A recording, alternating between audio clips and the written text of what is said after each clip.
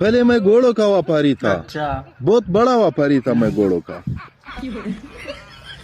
यानी कि जहाँ पे भी मुझे घोड़ा पसंद आता था वो मैं लेता था, किसी भी कीमत पर वो घोड़ा मैं लेता था, वाह। चाहे महंगा हो, चाहे सस्ता हो, चाहे दूर हो, चाहे नजदीक हो।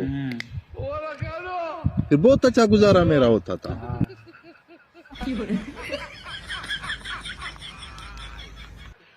फिर क्या था कि एक दिन पठान ने गधे को घोड़े का कलर देके मेरे पास लाया। अच्छा। वो मुझे बहुत खूबसूरत लगा। मैंने कहा इतना खूबसूरत घोड़ा, यानी कि 3 घोड़ों का कीमत दे के मैंने उससे वो घोड़ा लिया था। घोड़ा नहीं था, गधा था। अच्छा जी, चूना लगा दिया। फिर उसके बाद मैंने यानी कि कोई घोड़ों का व्यापार नहीं किया, नुकसान हो गया ना भाई। क्योंकि मुझे पठान का झटका लग गया सही था। बात है। अभी जो मैं चलाता हूँ ये घोड़ा नहीं, गधा है। गधा है। अब दिक्कत।